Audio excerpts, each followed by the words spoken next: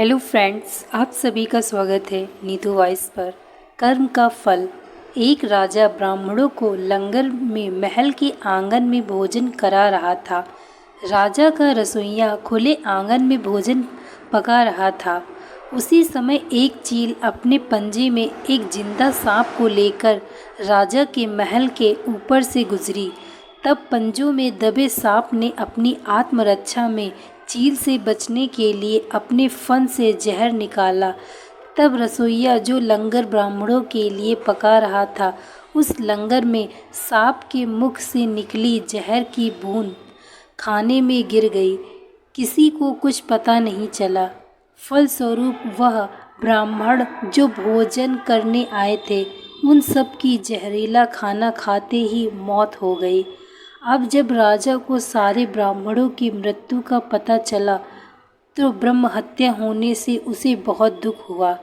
ऐसे में अब ऊपर बैठे यमराज के लिए भी यह फैसला लेना मुश्किल हो गया कि इस पाप कर्म का फल किसके खाते में जाएगा। राजा, जिसको पता ही नहीं था कि खाना जहरीला हो गया। दूसरा, रसोइया, जिसको पता ही नहीं था कि खाना बनाते समय वह जहरीला हो गया। यह वह चील जो जहरीला सांप लिए जाके राजा के ऊपर से गुजरी। यह चौथा, वह सांप जिसने अपनी आत्मरक्षा में जहर निकाला। बहुत दिनों तक यह मामला यमराज की फाइल में अटका रहा। फिर कुछ समय बाद कुछ ब्राह्मणों राजा से मिलने उस राज्य में आए और उन्होंने किसी महिला से महल का रास्ता पूछा। उस महिला ने महल का रास्ता तो बता दिया, पर रास्ता बताने के साथ साथ ब्राह्मणों से ये भी कह दिया कि देखो भाई, जरा ध्यान रखना, वह राजा आप जैसे ब्राह्मणों को खाने में जहर देकर मार देता है। बस जैसे ही उस महिला ने ये शब्द कहे, उसी समय यमराज ने फैसला ले लिया कि उन मृत ब्राह्मणों की मृत्यु के पाप का फल इस महिला के खाते में जाएगा और इसे उस पाप का फल भुगतना होगा। यमराज के दूतों ने पूछा, प्रभु ऐसा क्यों, जबकि उन मृत ब्राह्मणों की हत्या में उस महिला की कोई भूमिका भी नहीं थी। तब यमराज ने कहा कि भाई देखो, जब कोई व्यक्ति पाप करता है तब उसे बड़ा आनंद मिलता है, पर उन मृत ब्राह्मणों की हत्या से ना तो राजा को आनंद मिला, ना ही उस रसोइया को आनंद मिला, ना ही उस सांप को आनंद मिला और ना ही उस चील को आनंद मिला, पर उस पाप कर्म की घटना का बुराई करने के भाव से बखान कर उस महिला को ज़रूर आनंद मिला।